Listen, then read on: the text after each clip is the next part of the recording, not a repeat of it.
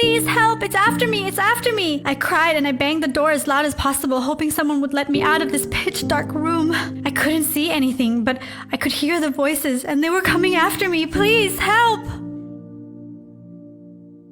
I woke up suddenly completely disoriented. Ladies and gentlemen, we're about to land, so please take your seats and fasten your seatbelts.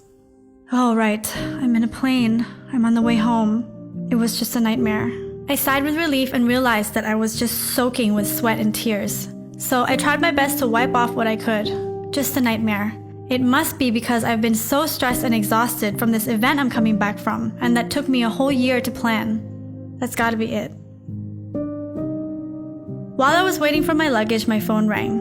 Who could it be now? Oh, it's Lizzie. Hey sis, I just landed. I'm so... What? Okay. Okay, yeah. Yeah, okay. Yeah, keep me posted. Everything around me went quiet. She just told me that my mom has been hospitalized for her alcoholism. I didn't really know how to feel, to be honest. I haven't thought about her in a really long time. I guess being so busy with work helped me to forget the horror that she put me through and the fact that we hadn't spoken to each other in 7 years. When I was sitting in the cab on the way home, I started to think about how it all happened. My mom and I had been estranged for 7 years due to her alcoholism and mental illness. People often judged me for removing her from my life, but I had to do what was right for me. She was quite abusive to me even as an adult. One day in a shouting match on the phone, I couldn't take it anymore, and I gave her an ultimatum to either go to AA and see a therapist, or I wouldn't speak to her again until things changed. She just kept shouting at me, so I told her if she didn't stop, I would hang up. And I did. We didn't speak for 7 years. But my sister stayed in contact with her and would let me know how she is and that she was still abusive and that nothing had changed.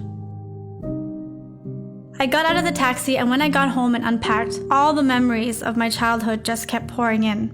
I still struggle to this day trying to get over the anxiety and all the other assortment of issues that came from my childhood. But everything just got all mixed up with the thought of her being in the hospital. I realized there wasn't much I could do about her situation right now anyway, so I tried to spend the next few days not thinking about it too much.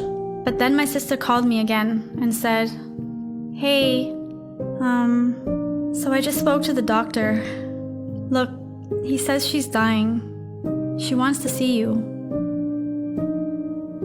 Tears started to well up in my eyes. It's hard to explain the feeling of when you think there is a possibility that your parent is dying versus when you actually hear the words. When you just think it, there is a part of you that denies it. I guess it protects you from the pain. But when you hear the actual words and then mix it with the memories of everything I've been through, there are no words. I was terrified. I hadn't seen my mother in 7 years, and though I was grown up, I was still very much afraid of her. First, I stood in the hospital elevator and had a full-blown panic attack. I had to get out a few floors before just to pull myself together. When I finally got to the room, I saw my mom lying in bed. She had a few machines hooked up to her, but not many because she had an advance directive that she didn't want to be on life support. She looked much older than when I last saw her.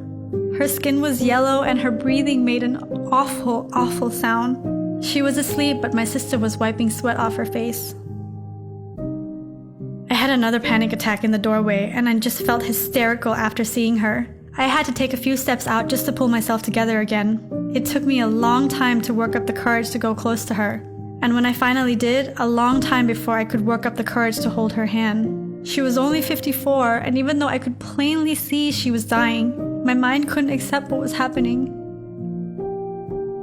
Throughout the evening, my sister and I kept watching our mom. My sister was so kind and tender and gentle.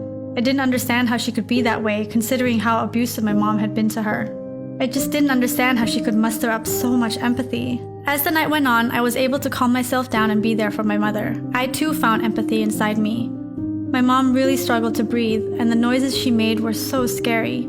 At one point, she started to wake up and a doctor came to check on her.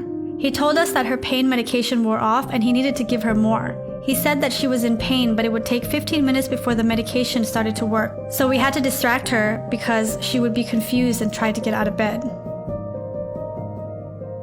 He was right. After he administered the medication, my mom tried to get up and my sister tried to gently hold her down in bed. But my mom was confused and she cried out. So my sister told her I was there. In that moment, my mom's eyes shot open and she called out my name. I rushed to her side so she could see me. I saw tears coming down her face as she squeezed my hand. I think she was happy to see me despite being very confused and disoriented. She tried to get up again, so my sister was frantically trying to find a way to distract her to keep her in bed. I suddenly remembered my mom's favorite song that she'd always asked me to sing as a child, Walking After Midnight by Patsy Cline. It was an old song from the 40s, not something many people knew. I said to her, "Hey mom, you want me to sing you your favorite song?" She looked at me as if she was saying yes, and I did my best to get the words out, though my voice was shaky. My mom smiled and said the title of the song, and then she closed her eyes and fell asleep. The title of her favorite song were her last words. Throughout the next few hours, a few people my mom would drink with would show up at the hospital. They didn't understand that my mom was dying, and when they walked in, I got so angry. I felt these people had enabled her and contributed to her situation. When they saw her state, they were shocked and instantly backed out of the room. The next morning, one of her other friends came to the hospital and also didn't understand or even believe she was dying. She tried to shake my mom awake when I was in the bathroom, and when I saw, I ran out asking her to stop. Everyone was just in complete denial that my mom was dying. I wasn't sure if my mom could hear me, but I talked to her a lot. The more time we spent together, the less angry I was with her and the more empathy I began to have. I saw that she was truly suffering, and I felt like no one deserved that. As I watched over her, I really started to understand that alcoholism was a sickness and not a choice. No one would choose to lose their daughter, their job, or their life the way that my mother had. After nearly 24 hours awake, my sister and I decided to quickly head home to grab some supplies to keep vigil overnight for the next evening. When we got back to the hospital, they took us aside and explained to us that after we left, our mother had passed away. I felt incredibly guilty for leaving her, and I blamed myself. But the doctor explained that patients would often spare their children by holding on until they were alone. I still felt bad. My mom donated her body to science, so we didn't have anything to mourn. There were no funeral or ashes. In the following days, people were very judgmental towards me for staying estranged from my mom. But my sister assured me that my mother had been abusive right up until the very end, and that I had made the right choice. As time passed, I would talk to my mom as if she could hear me. I wasn't sure if I believed in anything after life, but I hope that my mom exists somewhere where she's no longer sick or suffering and understood the choices that I had to make. It's been 2 years now, and I'm able to think of my mom with love instead of focusing on the bad things. I don't regret being estranged with her, and I'm glad that I decided to be brave to be with her in the end. I regret that my mom's disorders and illnesses prevented her from getting the help she needed and having the life she deserved. She didn't get to see me get married or spend time with her grandkids, my niece and nephew. Because of my experience, I want to encourage alcoholics and those suffering with mental illness to reach out and accept help where they can get it.